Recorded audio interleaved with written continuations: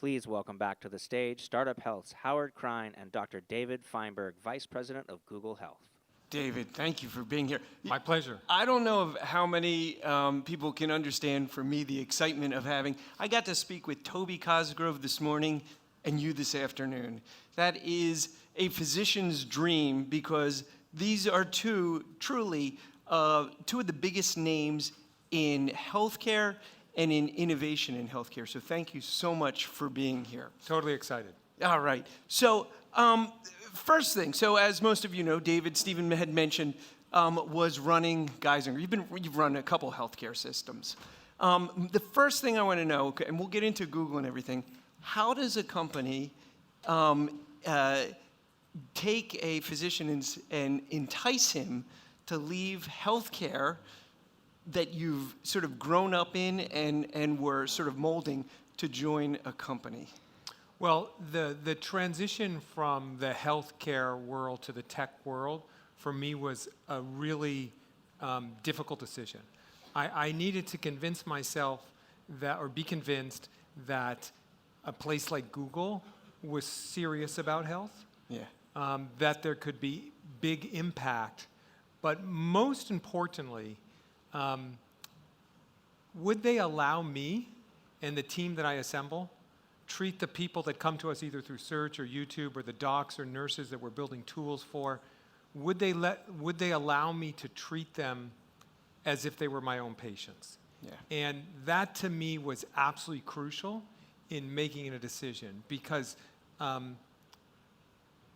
don't think I've changed. I think I've spent my professional career starting out with helping little kids who were having mental health issues and helping their families. And then I had these great opportunities administratively to take care of what I think of through others, more people. And to me, this was just an opportunity when I was finally convinced to be able to really improve people's lives around the world. Right, yeah, with a tremendous platform. Yes. The interesting thing is everybody always says, oh, Google, it's a tech company. The amazing thing as a physician, you know this, patients come in every day. It's like Dr. Google, because if you ask a patient, you give a diagnosis, you say, everybody has Googled before they even come into the office for the most time to get information. So Google's a data company, basically, right? That's what sort of, I should say, what it started out as. Are they serious about healthcare?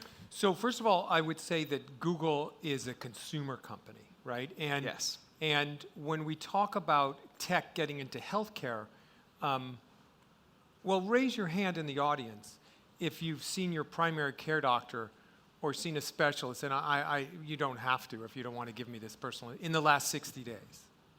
So we maybe 10% of people. Raise your hand if you've gone to Google in the last 60 days to look up a medication, a symptom, a diagnosis, wayfinding, Walgreens, where the CVS is, right? So whether we say we're getting into healthcare or not, 80% of people before they make an ER visit, within 24 hours of that ER visit, do a Google search. When you get a new diagnosis, you go to Google. This sometimes freaks out lay audiences, but doctors, particularly surgeons, before they do procedures on you, go to YouTube, right? And they want to check to make sure they're doing the paracentesis the right way. So what we need to do on that consumer piece in particular is we have to make that information better. We have to get the dangerous stuff off. We have to make sure that the quacky stuff is 5 or 6 pages down and hard to find. And we need to create, through partnerships, an ecosystem that gets more authoritative information. So when you do go to Google, you get those 3 right things that you should then bring in to discuss with your doctor, not stuff that's going to send you in a wild goose chase. So we're really committed to improving authoritative search, improving information, and getting rid of the misinformation. Oh, amazing. And that, I think, is a big part of it, is because, right, there's a lot of misinformation on there, too, and how do you figure out what, and we see that with our patients sometimes, is they'll come in with things and be like, this has nothing to do with you, or this is an ad. As far as, where does Google Health, now that they're coming out and putting a lot of effort and energy into Google Health, where does that fall in sort of the Google family? Is that part of the Google AI?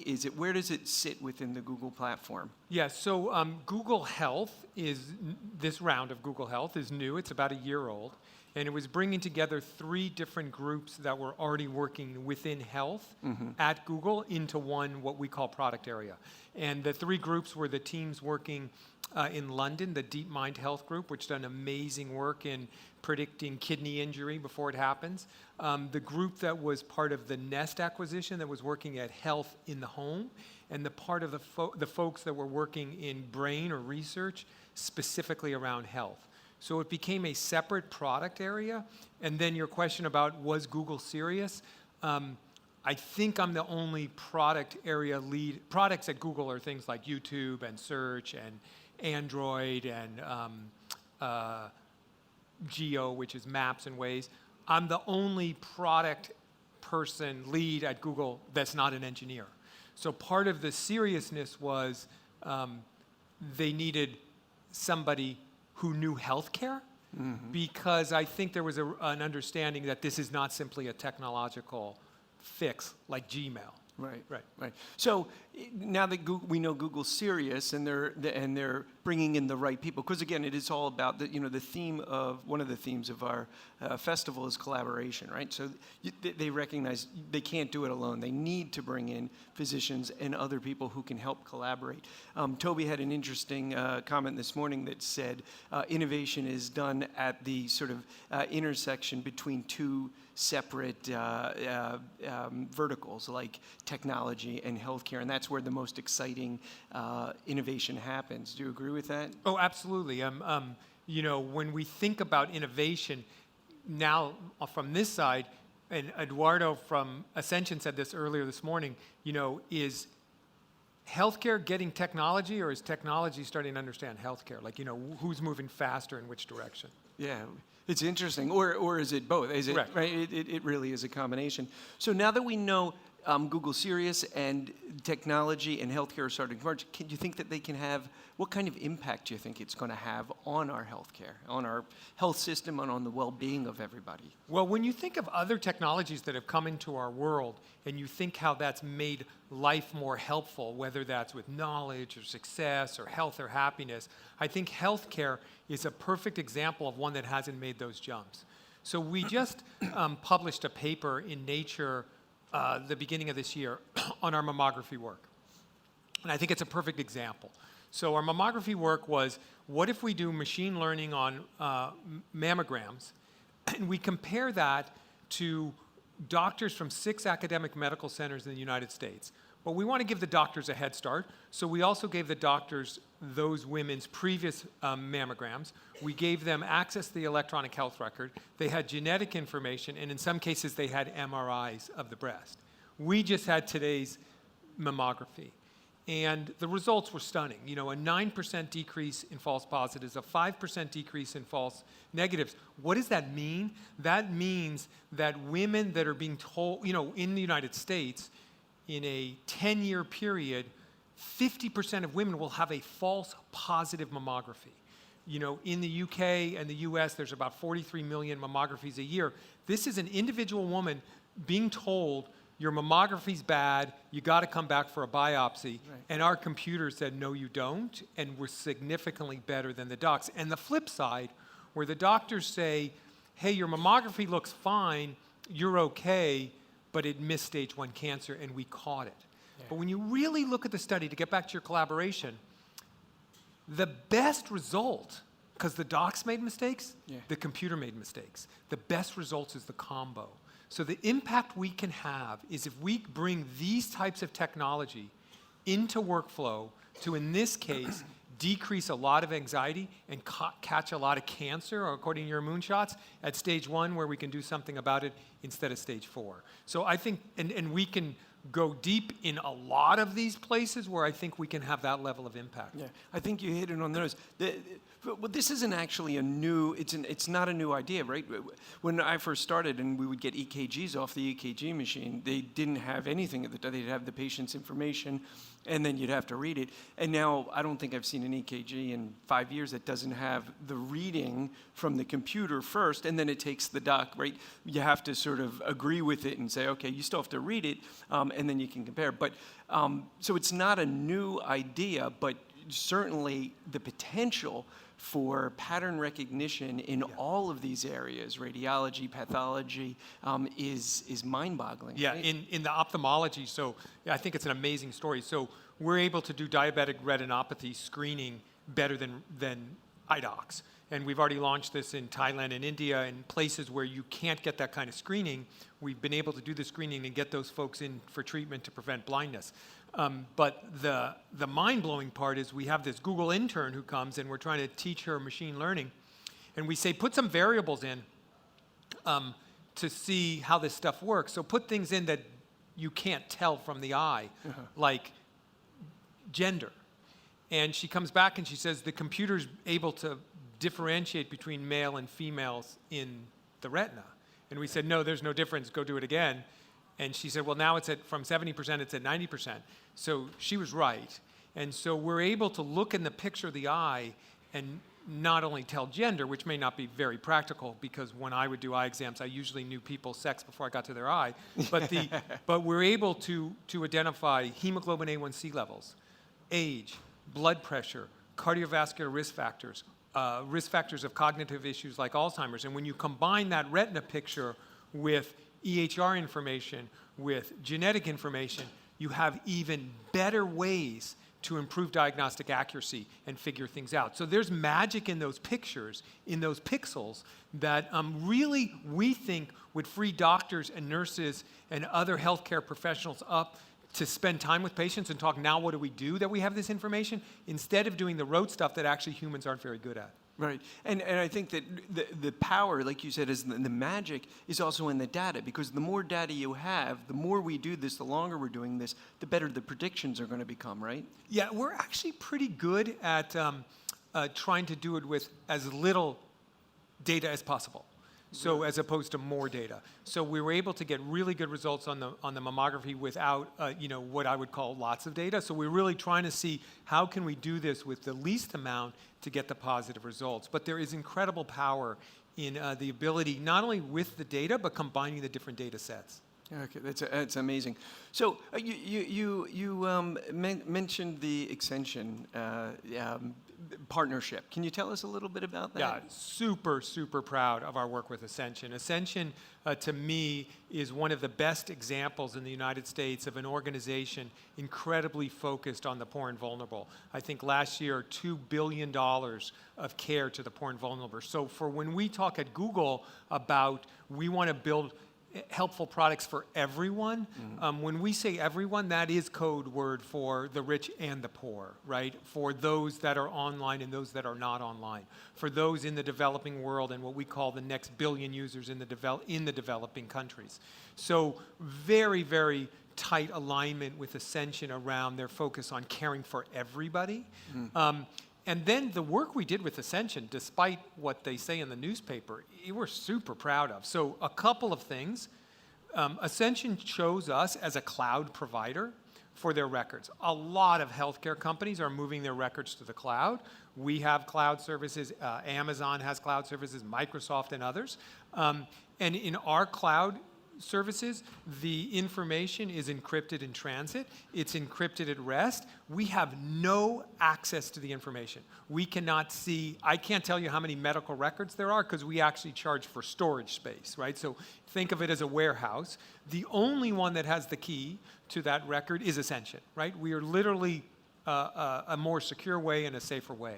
Ascension also decided to use our G Suite products, so Gmail and Docs and all that kind of stuff, which is great.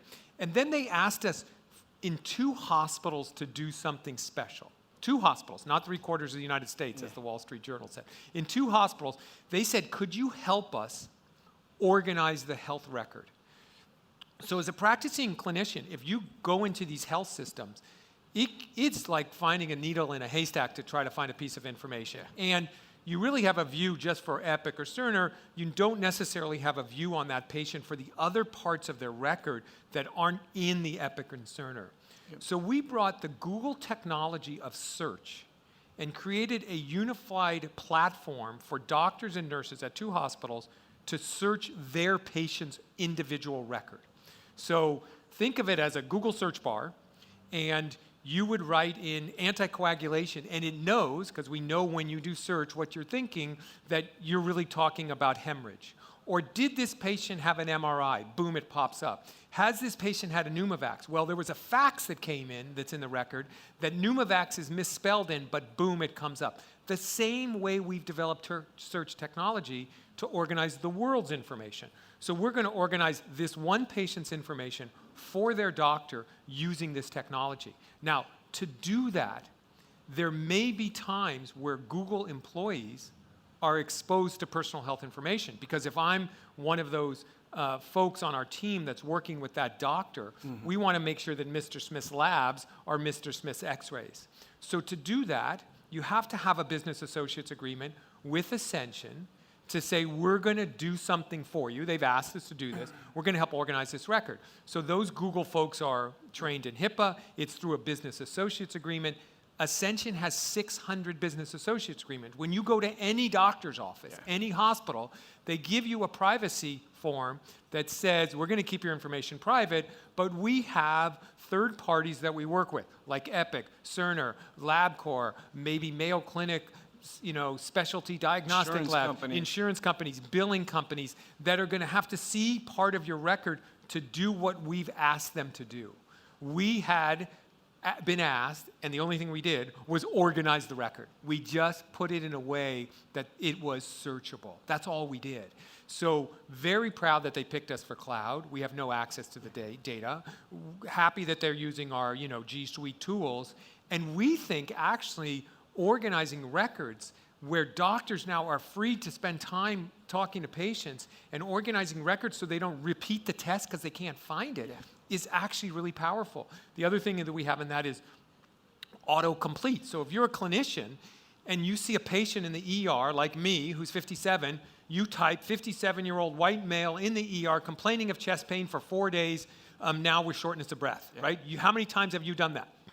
If you do it on our tool, and that search bar was on me, you would write 57 and it auto-completes that sentence for you. Based on your information. On my record. That's amazing. It's amazing. It's amazing when you're in healthcare and you say it. When people outside of healthcare, they're like, wait a second, that's how everything works. No, it doesn't work like that in healthcare. It doesn't. And if you can't understand how many times you have to write it sometimes or type it the same times. So the press has made this into something that it's not. This is not us mining somebody's records to sell ads, to learn it from it, to do machine learning, to develop products. We developed this on de-identified data. We brought this to Ascension. We're piloting with them. Every doctor that's using it, of course, is trained because they see a Google search bar on their patient's record. And it wasn't in secret. And so we're actually really, really proud of the work. And we hope that we can demonstrate a real improvement in care, less physician burnout, and a more joy to taking care of people. Absolutely. And I think part of it is getting people comfortable with it, right? I think that very often fear is used to sort of quell innovation, right? Oh, it's going to be, people are going to have access to your records, nothing's going to be secure. And it creates this fear that people go, whoa, slow down. But it really is more hurtful to innovation than it is helpful to secure data or anything. Because as you mentioned, we do this now. It really is no different than when you go to your doctor's office and the people checking you in, checking you out, the insurance companies have the same access. And they're just supposed to look at the record for what they're supposed to do, and that's what we were just brought in to organize. We're pretty good at organizing information. Yeah. Well, as a practicing physician, I'm excited for you to roll this out to all the hospital systems, so we can all benefit from it. Another area that I think is a good example of us bringing Google technology into healthcare is making predictions. So we can predict where the flood's going to be, where the fires are going to be. So how can we make predictions in healthcare? So our team in London developed an app that the rapid response team, the team in the hospital that gets called when someone's sick, uses. And the app looked at creatinine, which is a measure of kidney function, to say, hey, this person's creatinine went up, go check them out. Just creatinine, good user interface, and a communication tool in an app took the time of diagnosing acute kidney injury from 4 hours to 14 minutes. It decreased the cost of care 17%, and 30% less patients had cardiac arrest. It's a wow. But that was just creatinine. Then we said, okay, well, what if we did our machine learning and artificial intelligence on it? So partnering with the VA, we took that same algorithm, and instead of looking at creatinine, we looked at the person's entire electronic health record in real time as it happens. So it happened to be about 600,000 variables per patient. And now we were able to predict acute kidney injury instead of 4 hours to 14 minutes, negative 48 hours. So 2 days before any clinical signs of any deterioration, change in any sign that we would know as a doc, we would say with 90% certainty, this patient is going to end up on dialysis. So when you think about that ability to bring those kind of predictions into healthcare, it creates a whole new way of thinking about caring for patients. So if I told you that woman or that man in your waiting room, that looks fine, is going to be deathly ill in 2 days, I don't even know we'd know what to do with that, right? But maybe we'd stop some nephrotoxic meds, and we might want to check fluid balance. But whatever you would do, it really gets into anticipatory care by bringing those predictions in. Now, to do those kinds of things, we need access to your creatinine level. Yeah. We need access to, if we're predicting discharge and readmission, I need to know your discharge date. We got to be very, very sensitive. We not only need to follow the rules, we got to explain what we're doing here, but the power is unbelievable in how I think we can improve the lives of literally billions of people. Absolutely. Well, it's one of the things that you hear over and over for the last 10 years. Everybody talks about that medicine now is a reactive system instead of a proactive system, and I think that's really the first step and a powerful step to changing the way we're treating patients. And as you know, one of our moonshots is driving down and curing chronic disease. And certainly if you can understand what's going to happen before it happens, that's one of the ways we do it. Absolutely. That's so exciting. The fact that you can predict, like you said, whether it's an MI or anything before the patients even enter into the hospital, magnificent. So, coming from healthcare, I just want to go back to sort of your road, coming from healthcare and now being in the middle of the merging of technology and healthcare. What do you think the biggest challenges are, both rolling it out and then also having it accepted? I think I got the same answer to both. I think it's trust. So I'm convinced that the technology is amazing. It's got issues. We got to make sure that we don't have bias in it. I mean, there's issues around. I don't want to overplay the technology. The technology, though, blows me away. Are you surprised now that you have the inside first 90 look? days at Google was like the best film festival I've ever been to in my life. So I'd go in, you'd meet these people that are spectacular. I think we've won the war on talent. So we got these amazing people, and they would start telling you what they're working on. And it would be a 2 or 3 hour meeting, and I'd do 2 or 3 a day, and I did it for 90 days. And I was like, whoa. I mean, just blows me away. But we can't do it by ourselves. There's no way. It's got to be with partnership. And when you talk about frontline caregivers, and when I say caregivers, I don't mean doctors and nurses and social workers. I mean doctors, nurses, and social workers and people that are caring for their own families at home, right? The alpha daughter who's caring for everyone in the family, the elderly couple that's taking care of themselves, the elderly person who's alone, the self-care. We have to make it easy for these people, all of these people, to become super caregivers, to make it super easy. We have made it super hard in healthcare. So the technology is amazing, but if you don't trust us, and we can't bring it in a way that actually makes it easier, that's comprehensible, that's affordable, that's dignified, that's culturally sensitive, if we can't make it the way we would give care that I would care for my own family, I don't care how good the AI is, it's not going to work. So we're really, really focused on understanding what people need, especially on the consumer side, and then deep, deep relationships on the provider side, so we're wowing them and making it easy for them. The technology, it would be a shame on us if we can't get this technology into the real world because we don't act in a humble way. We don't act in a thoughtful way. We don't appreciate how hard it is to be a caregiver. Absolutely. So do you see, it's funny, when I was sort of preparing and I was looking at all the different verticals that Google's in, whether it's transportation and the maps, I was thinking, could you, and I wonder, do you have the same vision that one day it's going to be a telemedicine visit with digital health? You literally aren't even going. So my point first is, medicine's moving from the hospitals back into the community, right? Is Google in line with that? Do you see that as the trend? Every product that we're coming up with, every product, we hold up against kind of a matrix of, or actually when we prioritize, should we do this? So one, it's got to be a big enough problem that Google should be involved. It has to be a big enough problem that really somebody else probably couldn't do it, right? So we really want those big things, like we map the world. We're going to now try to do something that I think... Little thing like that. I think this next one's even bigger than mapping the world. We're going to actually try to figure out physician directory, but that's a separate issue.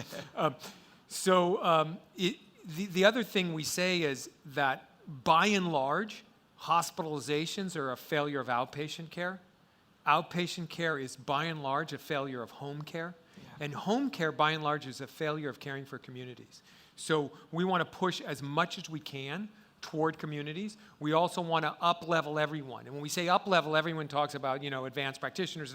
I want to up-level people at home that are taking care of themselves, and then prevent them from even entering the healthcare Give system. them the tools to do it correctly and live longer, healthier lives without intervention, more with proactive. Yeah, so we want to fix communities. Esther's here. She's embraced 5 communities. I'm so thrilled that we recruited Dr. Karen DeSalvo as our Chief Innovation Officer, who I think it seems like she'll get mad at me, single-handedly brought New Orleans back, right? We want to fix the community of the world. Yeah. Right? We really want to do that same kind of understanding, the depths of what's going on in these communities, and each one is different, and bring up the level so that everyone can kind of live their best life. Yeah, it's an amazing thing. So what are the next steps for you as you go on? So congratulations, you're at your year anniversary. You already explained how wowed you were on your first 90 days. How's the rest of the year been, and what are you most looking forward to over the next, let's say, year to 2 years? So I hope I'm back. I hope you invite me back next year. I hope next year. You heard it. He's coming back next year. Absolutely. Next year, I hope we fundamentally improve the quality of search, that you can't find things that make me upset, like drinking bleach, it cures your cancer, right? I want to fundamentally change that. I want people to feel like they got more from search than just information, potentially got to action. I want thousands of doctors caring for patients in a better way because they're using our tools. And I want to say a year from now, we have fundamentally improved diagnostic accuracy using computer vision around imaging. If we can do that in 2020, I will be thrilled. Google thinking is, I don't know, we have 10 companies with 1 billion users and 5 with 5 billion or some insane numbers. We would love to be one of those, where we can say we've saved billions of years of life this year, and there's billions of people coming to us. Yeah, it's an amazing goal. It's your own moonshot, and as we know, that's what we're about, is audacious goals that everybody thinks is near impossible, like mapping the entire world, and having the fortitude and the long-term vision to stick by it and say, we will do it, partner with companies that believe in your moonshot and help you achieve it. What I was going to say before, which I was sort of off in my own mind thinking about what the world would look like in healthcare in 10 years. And do you see a world where, like I started to say, where a patient has a telemedicine visit, they then have digital health technology where they're actually getting physical vital signs back to either a physician or even AI. AI is understanding something, and then you send a self-driving car to pick them up, to bring them in if they need something. Yeah, we got those too. Right. I know, right? You're covering the whole.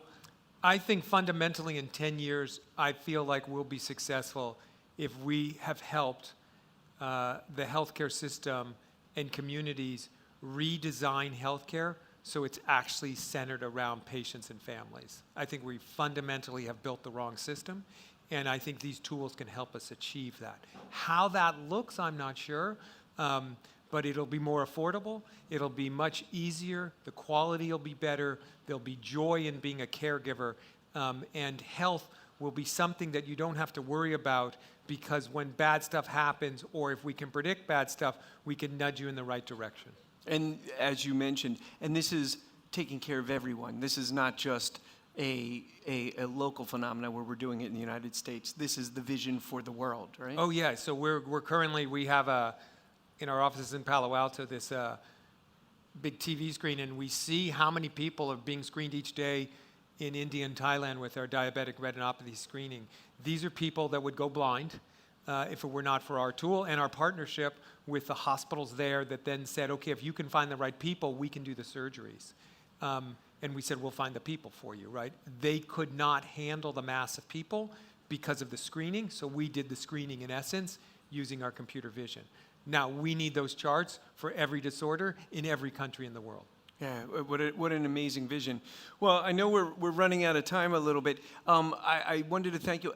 We at Startup Health are so excited about what you're doing. We're excited to partner with you and be available to help you with your moonshot. And I know you fit into pretty much every one of ours, so we're just excited. So we might have time. Is it okay for just people had asked for if they could ask a question, and we might have time for one or two questions. If we can grab a mic, there we go. Hi there, this is Jerry Kilay from Healthcare Labs. My question ties back to the prior presentation actually a little bit. It ended by saying that we need to mind the water between the caregiver and whoever's on the other end.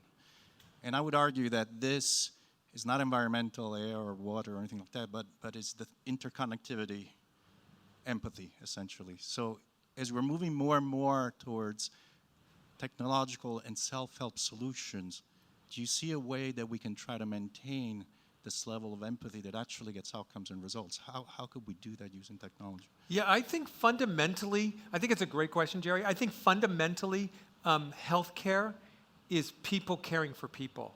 I mean, that's the core of this business, whether that's a family member caring for someone else or professional. It's people caring for people. The technology, to me, can't get in the way of that. It has to facilitate that and allow us to scale that. So that's how we're thinking about it. So the empathy, look, I'm a child psychiatrist. It's about understanding what's going on, meeting people where they are, talking about different options. I haven't seen a computer able to do that yet. The computer can help give me the information so you and I can have a more thoughtful discussion, and it can actually level the playing field, which is very helpful because it can give you a lot of information, right, if we were in this relationship. And so then, to me, it allows us to have that meaningful interaction and discussion, which is where the healing takes place. I was going to say, and I spoke about that this morning when we're in a system now where healthcare providers are forced to do so much additional work that is necessary, but there has to be a better way because we are losing the human connection at people's most vulnerable times where we say, okay, wait, hold on, let me just, enter this into the record, and if there was a better, more efficient, effective way to do that so we could maintain those connections, I think that's one of the strongest ways that we can maintain our empathy. Yep, one more. Yep, there you go. Okay, sorry, I have my mobile. So with GDPR, HIPAA, and CCPA, and the number of AI initiatives that you're working on, how do you balance confidentiality and patient consent notification requirements with respect to pilots and algorithms development? Yeah, great question. So I'd say very carefully. So it's pretty clear from an IRB standpoint when we're doing research that you consent people to what we're doing, right? So most of our work, the vast majority of our work is, well, When it's on the cloud, we're not looking at anything, and we don't need to, and we're happy to just be in the cloud business. When we're doing the research, like on the mammography, on the diabetic retinopathy work, it's de-identified data that we always do in partnerships with academic organizations, and I think it's our moral imperative to come up with these discoveries. And if people are participating in research and it's identified, you need to have their consent.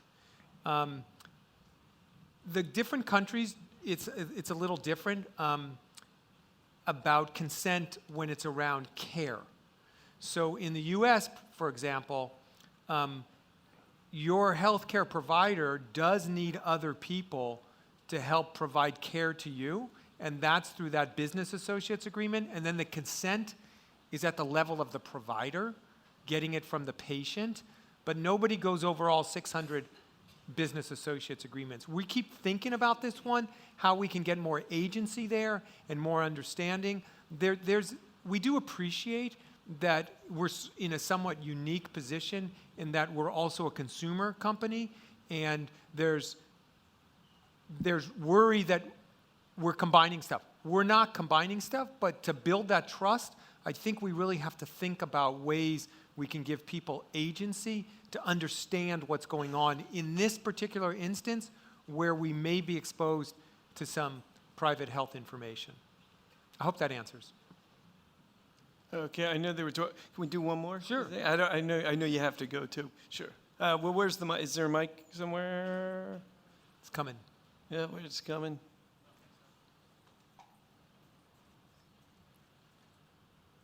Thank you. Outstanding. I don't think I've tweeted this much during a talk as I have taken notes from what you said, Dr. Feinberg. It seems like the focus is on identifying patients who need care. 30% of the care delivered in the United States is unnecessary.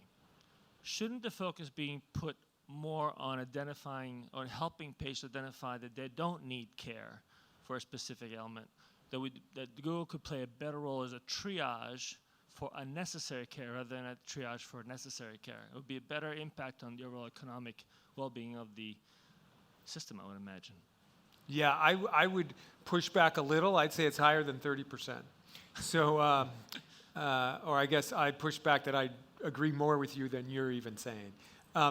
Yeah, we think there's ways about digital triage, transparency on pricing and quality, particularly in this country, that we can attack that issue by, in my last organization, Walmart used us as a center of excellence for spines, hearts, and bariatric surgery.